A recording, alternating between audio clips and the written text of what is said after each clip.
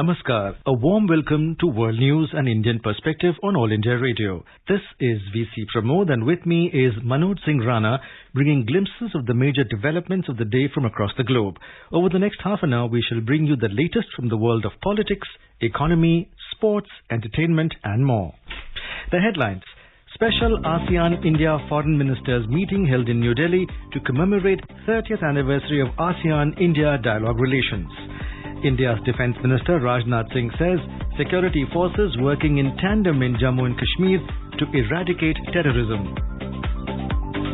Second round of Foreign Office consultations between India and Tanzania held in New Delhi explored possibilities of investment in health, education, port development and agriculture sector. All India Radio, the largest radio network in the world, voted as the most trusted electronic media organization. In Indonesia Open Badminton Tournament, HS Pranoy storms into quarter-final round, beating Angus N. Kalong. And in cricket, India to take on South Africa in the 4th T20I at Saurashtra Cricket Association Stadium in Rajkot tomorrow evening.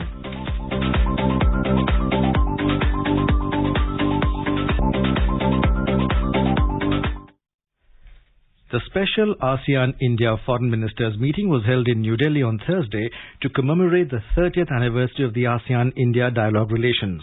The special ASEAN-India Foreign Ministers meeting was co-chaired by India's External Affairs Minister Dr. S. Jaishankar and Minister of Foreign Affairs of the Republic of Singapore Dr. Vivian Balakrishnan.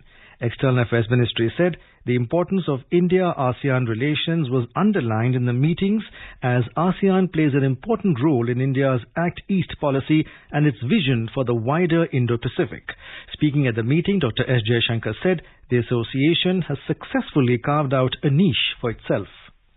ASEAN has always stood tall as a beacon of regionalism, multilateralism and globalization. It has successfully carved out a niche for itself in the region and provided the foundation for the evolving strategic and economic architecture in the Indo-Pacific. ASEAN's role today is perhaps more important than ever before, given the geopolitical challenges and uncertainties that the world faces. India fully supports a strong, unified and prosperous ASEAN, one whose centrality in the Indo-Pacific is fully recognized. The strong convergence of the AOIP and the IPOI is a testimony to our shared vision for the region. Participating nations reaffirmed their commitment to further deepen this broad-based partnership to promote peace, stability and prosperity in the region. Deliberations were held on COVID-19 and health, trade and commerce, regional connectivity, education and capacity building, as well as implementation of ASEAN-India Joint Statement on Cooperation on the ASEAN Outlook on the Indo-Pacific. The ministers also exchanged views on important regional and international developments and post-pandemic economic recovery. The meeting unanimously adopted the co-chair's statement. Dr. S. Jaishankar said it is heartening that the first ASEAN-India Foreign Ministers meeting is happening in person even as COVID has not fully abated.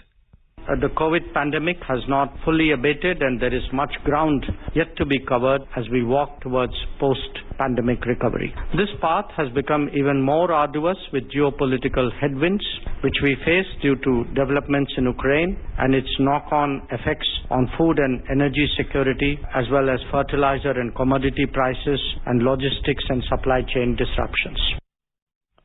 The meeting was also attended by foreign ministers of Brunei, Cambodia, Indonesia, Malaysia, Vietnam and representatives of foreign ministers from Laos, PDR, Philippines and Thailand along with Secretary General of the ASEAN. The ministers reviewed the status of ASEAN-India partnership and set out the path for the coming decade. In today's Hotspot section, we bring you a discussion on ASEAN-India Foreign Ministers meeting and Delhi dialogue. In conversation are Skand Ranjan Dayal, former diplomat, and Manas Pratim Bhuya, journalist.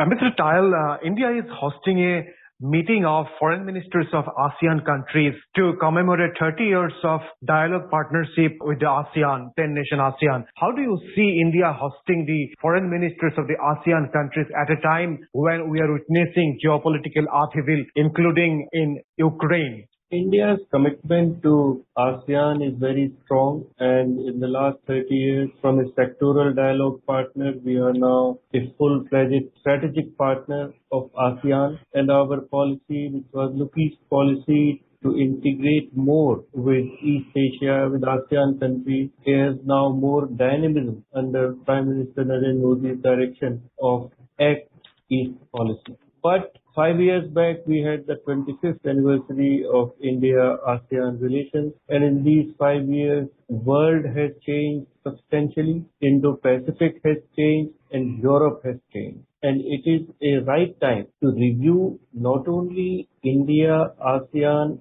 strategic partnership and its 4 pillars of political security cooperation, economic cooperation, socio-cultural cooperation, and development cooperation, but also how India and ASEAN can work together to ensure peace, stability, and prosperity in the region. The meeting today was at the foreign ministers level, and the joint declaration issued after that clearly says that India and ASEAN work together to promote peace, stability, and prosperity. And in his address, our External Affairs Minister, Dr. Jaishankar, clearly said that the region and ASEAN face geopolitical challenges and uncertainty. And this meeting was co-chaired by External Affairs Minister Dr. Jaishankar and Singapore Foreign Minister, as they are the dialogue partner for India. And the Singapore Foreign Minister, in his remarks today, very clearly said that rivalry between US and China has direct implications for all of Asia. So in this background, in the background of the Ukraine war, and it is a very, very important interaction at policy level between India and ASEAN. Mr. Tal, India has been partnering with ASEAN for the last 30 years, and the joint statement issued by External Affairs Minister S. Jaishankar and Singapore's Foreign Minister very clearly stated that India and ASEAN agreed to work towards a comprehensive strategic partnership that is meaningful, substantive, and mutually beneficial by further enhancing their strategic ties. How do you see this decision to elevate the relationship to a comprehensive strategic partnership level with meaningful and substantive cooperation between the two sides? There are challenges because the international situation is changing, and perhaps the roadmap which was followed till now for India-ASEAN cooperation will need some recalibration. For instance, again, the connectivity issue was discussed yesterday and today, and the trilateral highway through Myanmar has been linchpin of this connectivity. But because of the coup in Myanmar, how will that be realized? Whether the sea link becomes more important between Chennai and Thailand, all these things become very important. And also there is a issue of resilience of supply chain, because in the context of COVID, the established supply chains for manufacturing have got disrupted, and they are all being realigned and reorganized. Also, the major consumers, which are in the Western world, in Europe and North America, they are realizing their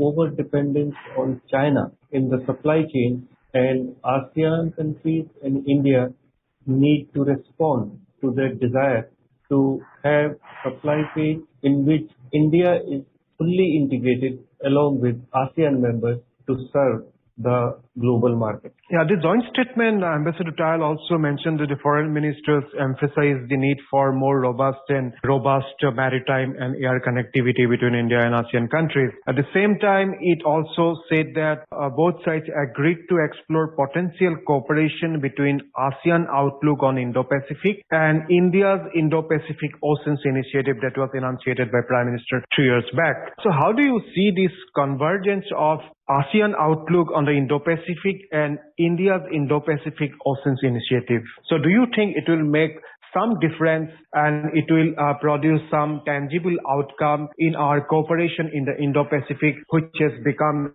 increasingly important in the backdrop of China's growing muscle flexing in the region? ASEAN Outlook in Indo-Pacific has some very good elements regarding the principles of international law, following of UN Convention on Law of the Sea 1982 and inclusive free and open Indian Ocean. But my sense is that for India to work together with ASEAN as a group in Indo-Pacific for security-related issues or strategic issues may not be very easy. And for India, it will be better to work bilaterally with important members of ASEAN like Vietnam, like Indonesia, Singapore, Malaysia, Brunei, etc. And we recently also saw that in the Shangri-La dialogue in Singapore, various very important statements were made by the defense ministers of various countries, and the statements of the defense minister of ASEAN countries, Indonesia, etc., were very guarded and very cautious. And that is what I expect, that while there will be convergence bilaterally between India and some of the members of ASEAN, with ASEAN as a group, it may be a little more difficult. Ambassador Tayal, there have been growing concerns over implications of the Ukraine crisis on the Indo-Pacific region, and India has been part of these discussions among various countries. In his opening address at the meeting of India-ASEAN foreign ministers, External Affairs Minister S. Jaishankar also talked about the geopolitical headwinds triggered by the Ukraine crisis and its knock-on effects on food, energy security, prices of fertilizers and commodities, as well as on logistics and supply chains.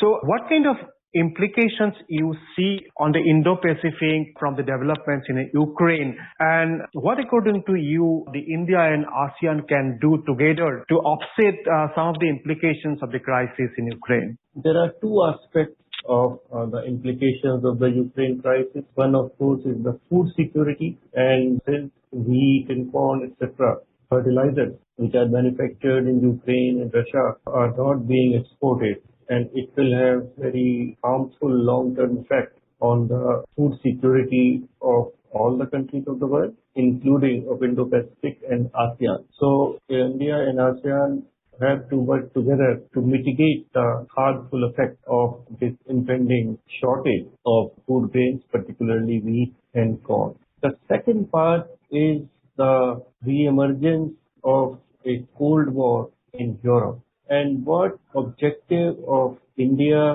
and ASEAN is to try to insulate Indo-Pacific region from this conflict in Europe. For instance, what is the role of Russia? For India, ASEAN members, Russia is an important strategic partner. Russia is a friendly country, whereas for European countries, for United States, Russia is now an adversary country. So this effort will be useful for India and ASEAN to try to keep the two areas and the differences, conflicts, controversies in Europe away from the geostrategic, geo-economic developments in Indo-Pacific. In this context, another very important factor is how China will look at Taiwan, and that, of course, only future can tell, because any aggressive move by China on Taiwan can totally destroy peace and tranquility and prosperity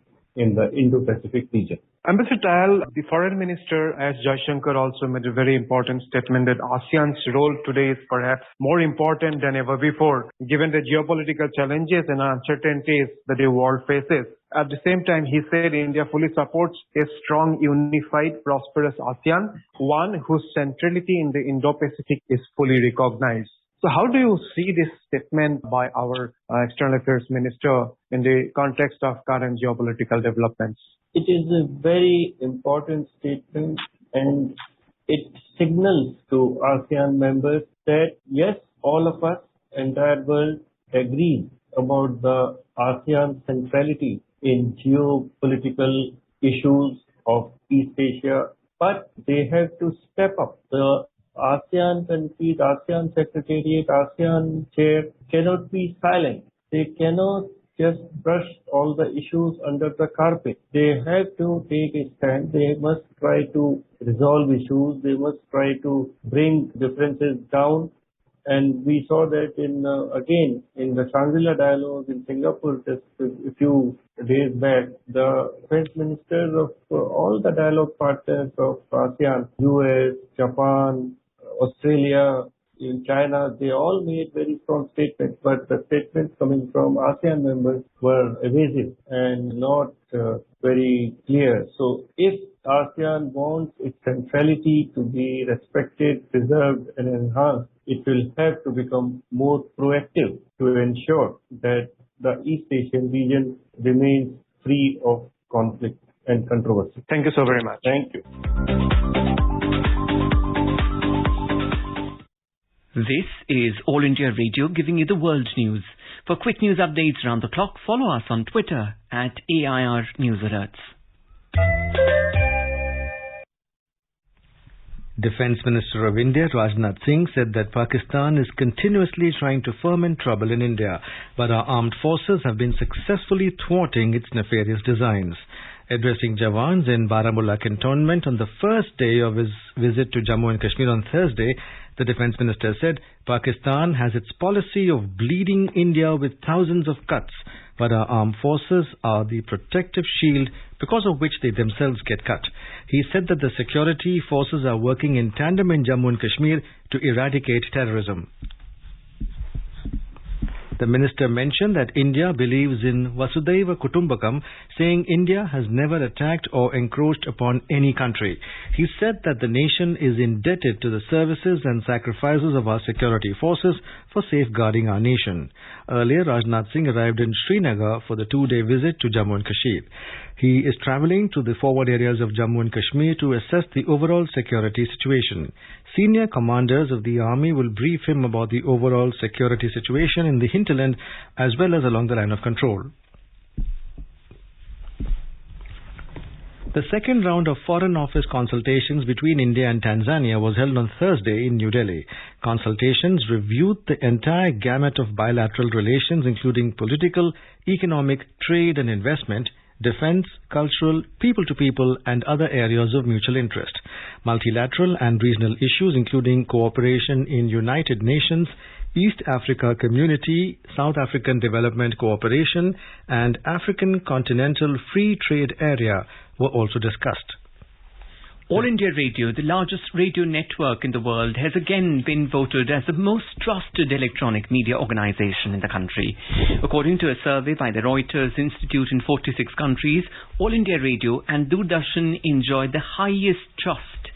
The Digital News Report 2022 of the Reuters Institute said print brands and public broadcasters, All India Radio and DD News continue to enjoy high trust among the survey respondents, while 24-hour television news channels are less well trusted along with newer digital-born brands.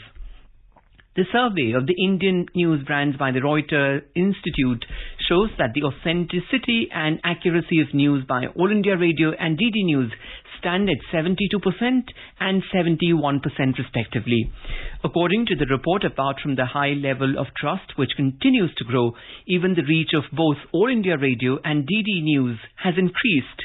The Reuters Institute said its Digital News Report 2022 measured the digital news consumption based on a YouGov survey of over 93,000 online news consumers in 46 markets, covering half of the world's population.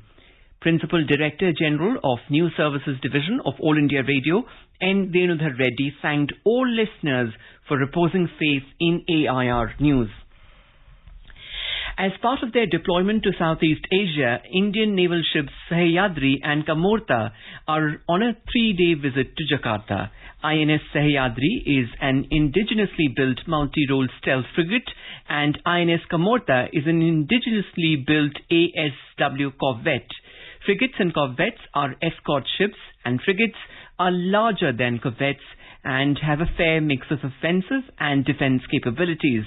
During the visit, the Indian Navy personnel will participate in professional interactions with the Indonesian Navy towards further enhancing interoperability and mutual cooperation. In addition, several social and informal exchanges aimed at strengthening ties and mutual understanding between the navies are also planned. The visit of iron ships seeks to enhance maritime cooperation and bolster India's strong bonds of friendship with Indonesia that would further contribute towards security and stability in the region. India's Minister for Power, New and Renewable Energy, R.K. Singh, has said that India is leading in energy transition and it is the fastest growing renewable energy capacity in the world. Addressing the India Energy Transition Summit in New Delhi on Thursday, Mr. Singh said India has emerged as the most important destination in renewables. The minister said India is among one of the few countries globally which has kept its Paris climate change COP21 commitments along with an exponential increase in renewable energy capacity. Mr. Singh said India can achieve 700 gigawatt of renewable energy by 2030 if we manage to achieve the vision of green hydrogen, green ammonia and electric vehicles. The 12-day-long joint military exercise between India and Bangladesh, Sampriti, culminated after a validation exercise at Jashore in Bangladesh. Chief of General Staff of Bangladesh Army, GOC 55 Division and GOC 20 Mountain Division of the Indian Army were present during the closing ceremony. The joint military exercise, which started on the 5th of June, was focused on creating capabilities in humanitarian assistance and disaster relief, as well as counter-terrorism operations and the UN peacekeeping operations. Both the armies learned from the best practices of each other during the exercise. The joint exercise resulted in better understanding and enhancing interoperability between both the armies. In the Indian northern state of Himachal Pradesh, the 3-day International Literary Festival, Unmesh, is being organized at the historic Gaiety Theatre in Shimla. Minister of State for Culture of India, Arjun Ram Meghwal, inaugurated the festival on Thursday. Speaking on the occasion, the minister said that this festival is being organized for the first time and similar functions will be organized in different parts of the country. The festival is being organized by the Union Ministry of Culture and the Sahitya Akademi with the support of the State Department of Art and Culture as part of Azadi Ka Amrit Mahotsav. The festival, with the title Unmesh, a celebration of expression, will be the biggest international literary festival in the country so far. Over 425 writers, poets, translators, critics and distinguished personalities from 15 countries representing over 60 languages would attend the event. More than 1,000 books related to the freedom movement would also be displayed during the 3-day International Literary Festival Unmesh. During the festival, Booker Prize winning author Gitanjali Sri will express her views on women's writings in Indian languages. In the Indonesian Open Badminton Tournament, India's H.S. Pranoy registered a straight-set win against Angus Ng Kalong of Hong Kong and stormed into the quarter-final round. He beat Angus Ng Kalong by 21-11, 21-18. Yesterday, Pranoy defeated Lakshya Sen in the opening match. In the women's doubles, Indian duo of Ashwini Ponappa and Sikki Reddy was defeated by China's Toxi Cheng Xing Cheng and Jia Yi Fan by 21-16, 21-13. In cricket, India will take on South Africa in the 4 T20I of the ongoing 5-match series at the Saurashtra Cricket Association Stadium in Rajkot on Friday. The match will begin at 7 p.m. IST. The hosts face another must-win situation with the visitors leading the series 2-1. After losing the first 2 games, the young Indian team made a strong comeback to win the 3rd T20I in Visakhapatnam on Tuesday. The hosts will look to make it all square ahead of the 5th and final T20I in Bengaluru on Sunday. A report. The surface at the Saurashtra Cricket Association Stadium is a batting friendly as the ball comes to the bat nicely. So it is anticipated to assist the batters hugely in both the innings and may lead to a high-scoring match. There is very little help on offer for the pacers early on and the spinners may come lethal in the middle overs. The team batting second has great records on this pitch. They have maintained a winning percentage of 60 on this ground. Therefore, the toss will play a vital role to decide the fate of the match. The men in blue will be aiming to continue the momentum of Visakhapatnam while the Proteas would be hoping to win another game to seal the series. So another exciting game between the two sides is on the cards. With Pratyush Ghosh's report, Renu Kataria, AIR News, Delhi. A report from the business desk. 1,046 points or 1.99% to finish at 51,496. The Nifty fell 332 points or 2.11% to end at 15,361. At global stock markets, majority of global stocks fell and the dollar strengthened on concerns over the impact of surging inflation and an aggressive policy tightening outlook from global central banks. Hong Kong's Hang Seng Index declined 2.2%, China's Shanghai Composite Index fell 0.6% and Singapore's Straits Times ended 0.3% down. On the other hand, South Korea's Kospi added 0.2% and Japan's Nikkei 225 rose 0.4%.